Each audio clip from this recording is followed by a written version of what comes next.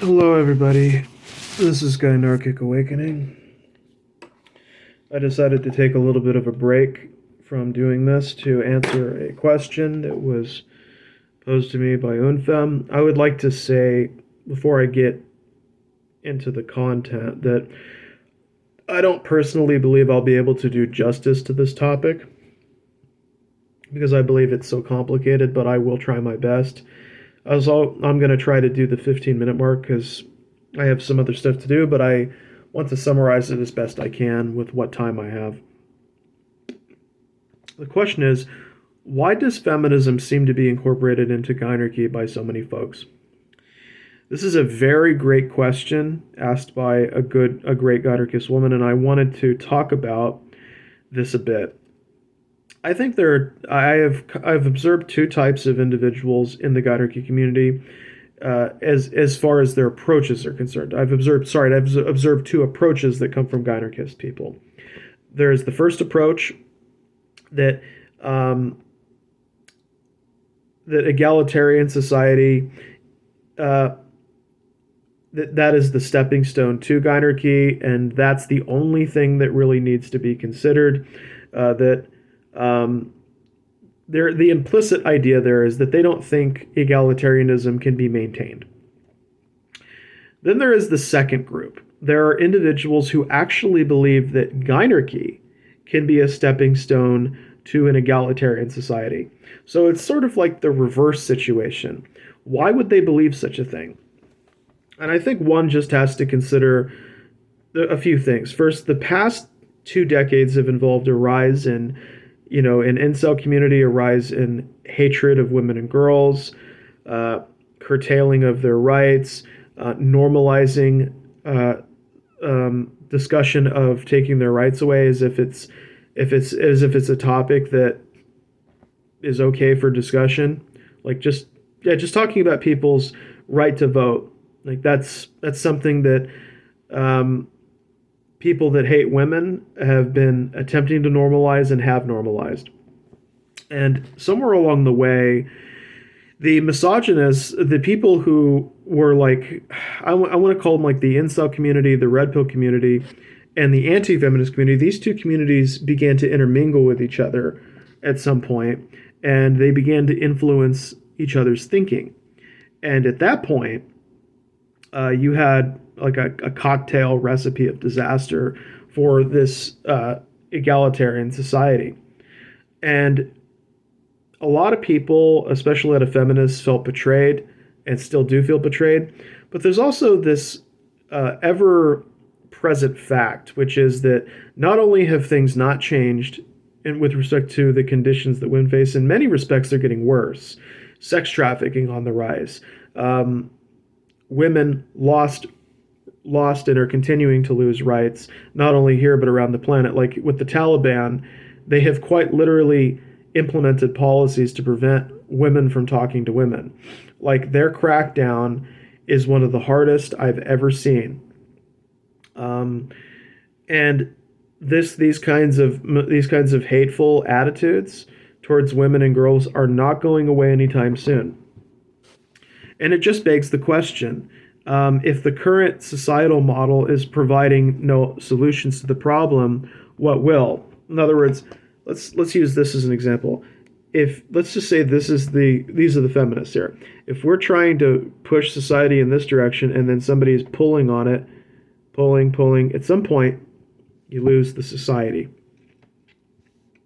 Right? But why did you lose the society? I'm sure everybody's had at least this thought once in their lives, but if I had the power, what would I have done about the rise of these incel groups or all these people, hating on women and girls or spreading misinformation about feminists or feminist organizations or maligning people? And I think that right there shows how ineffectual this egalitarian society is, because all it takes is for the men to stop participating in order for you to lose your rights, to stop caring about women and their issues. That's literally all it takes. And in addition to that, what about when they convince some other people to join in with them? Then all of a sudden you become a minority group. You're going to be marginalized. And this gets rough. This gets worse with time. And if you lose your faith in the current existing egalitarian society, then it becomes a question of this: if you did have if there was a Gynarchy, would a Gynarchy community or society, would that have been able to stop the rise of all this hatred? And would though in other words, do women have the sufficient tools and power in place in order to combat, in other words, provide an opposing force for the elements in society that seek to harm them? And if they don't, what will? Now, there's two kinds of places that this thought process branches off of. Both of them kind of both of them, they kind of work like this. The first group, I think, of feminists here believe that men can be reconditioned, but not in this society. That the only way to recondition the men in order to prepare them is to first have a Gynarchy. So they believe that there should be a temporary period or era in which a Gynarchy is instituted in order to phase out the harmful elements of society that are maintaining the imbalances that are leading to the rape, death, and destruction of women and girls, and also the loss of their rights. And this kind of type of feminist thinking believes we have to phase it out first. We can't just try to deal with it right now, because if I teach my son like not to do this, and then his buddies hand him revenge porn and fill his brain with other thoughts, yeah, sometimes what you're saying is going to reach the kid, and then other times it won't.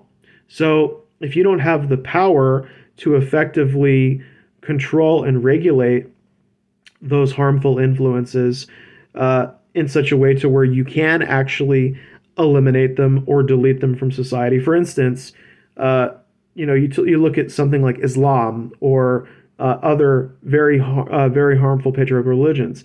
Either you have to edit that stuff out of the public consciousness or cut it out, or you have to revise it in some way to where it's gynocentric. So you'd have to edit a text to keep some of the core values while also leaning towards gynocentrism.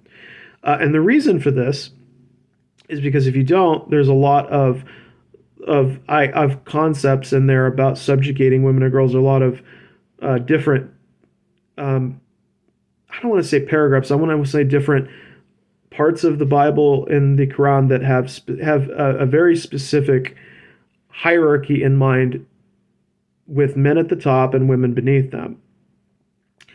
So how do you, as an egalitarian society, are you equipped to remove those harmful influences while at the same time maintaining that type of society? Or do you have to take control of the egalitarian society first, institute a Gynarchy, and then use the power that's been given to women in order to eliminate those influences, phase them out, whatever, and then over time, after several generations have passed and there's no longer a male-centric religion influencing the population, the people who've been threatening to kill women and girls have been dealt with. The rapists and the other the more violent criminals, especially the sex criminals, are dealt with appropriately.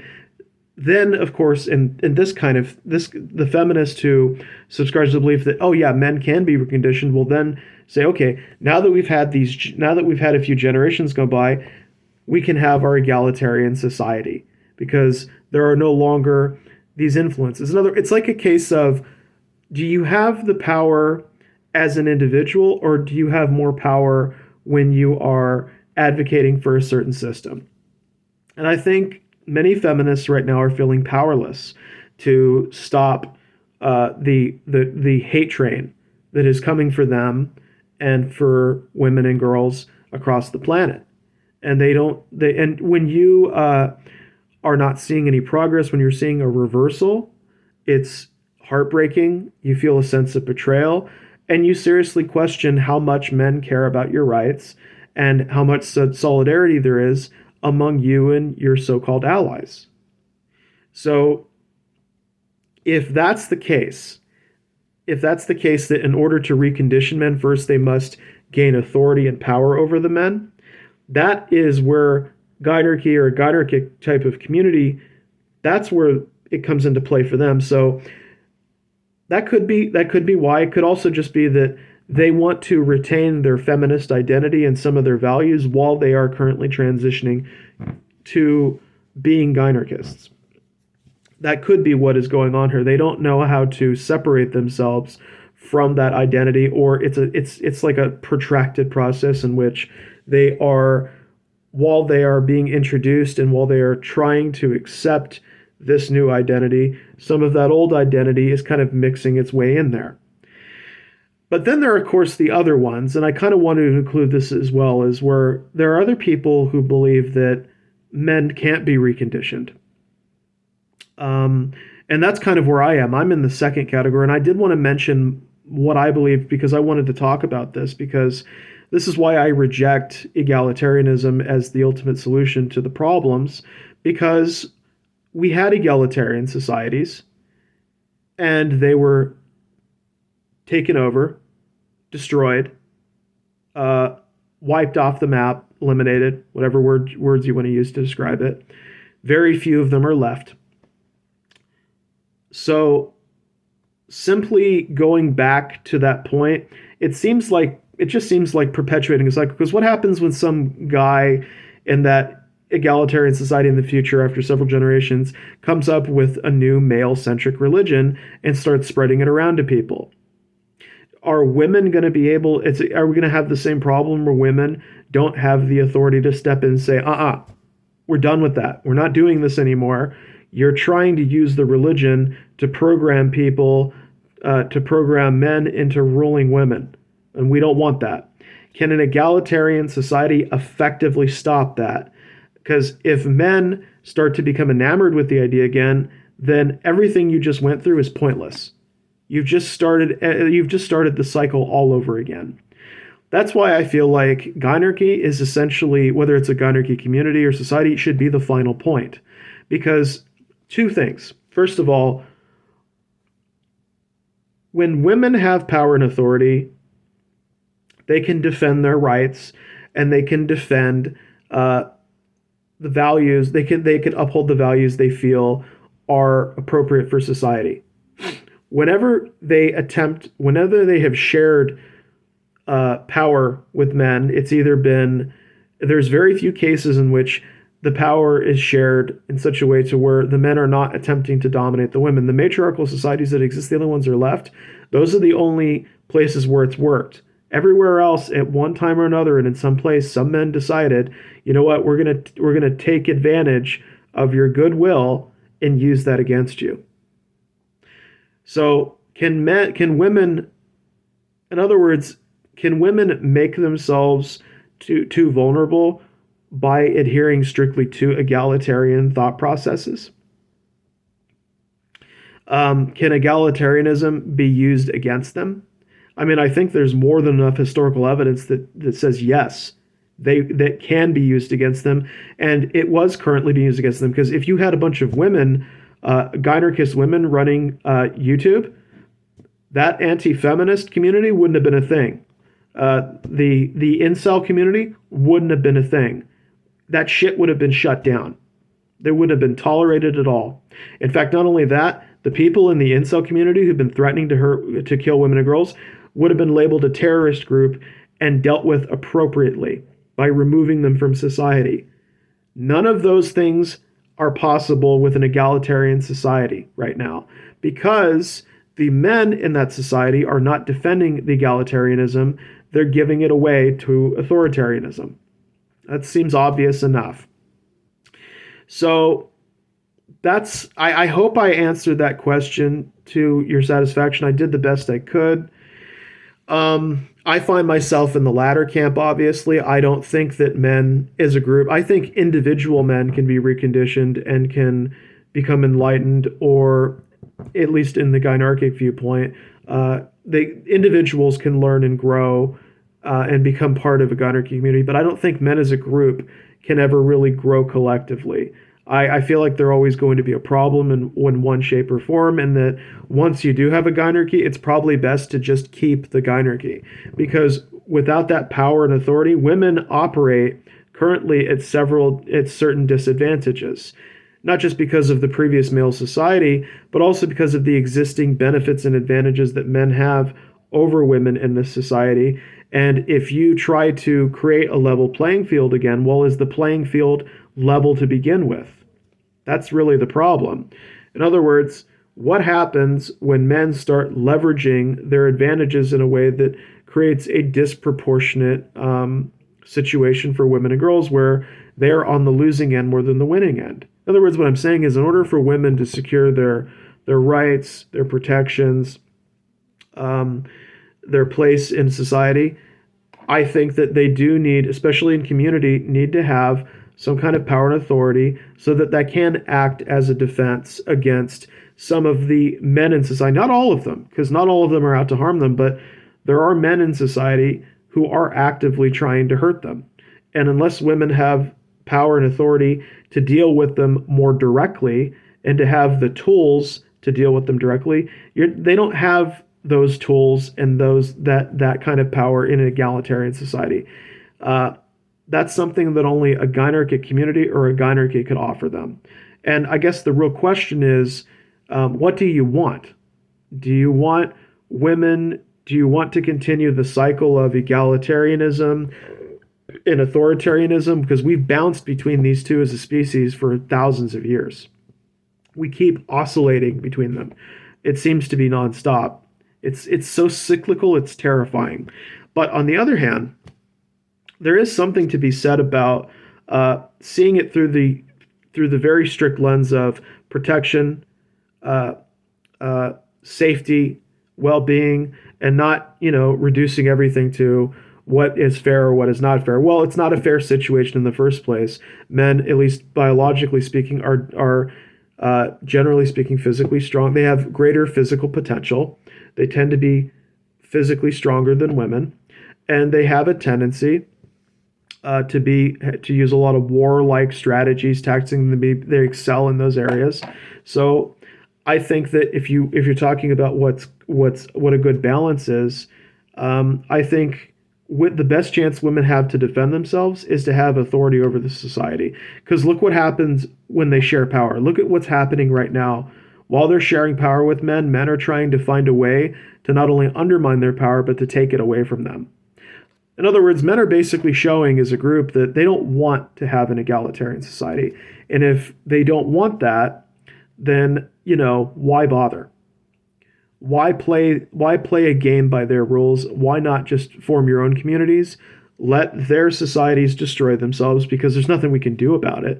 They're going to do it anyways, whether we have our input or not. So should we be focusing on trying to change them or to build ourselves up so that when the time comes, when we're the people who inherit the planet, who inherit whatever is left, that we can begin to heal things? I just think that in general, those are my thoughts on it. That's how I feel about it. But I do think that that's why there are, as with earlier, why are feminists incorporating into Gynarchy? I think it's because they see Gynarchy somehow as a stepping stone towards an egalitarian society. In other words, I think they have come to the conclusion that they don't have enough power or enough tools to address the problems that are killing women and girls, or causing them to suffer, or are leaving them feeling. And I just think that they feel despair right now. I think that many feminists are stuck in despair. They feel like this system is hopeless. They feel like men are hopeless. They feel like they have no options right now in order to achieve what they want. And so they are turning to Gynarchy, to Gynarchists, because they are exploring new options. That's what I believe. I hope this answers. I've tried my best. Please take care, everyone. Peace out and well wishes. Guess it ended up being more than 15 minutes. Please take care, everybody.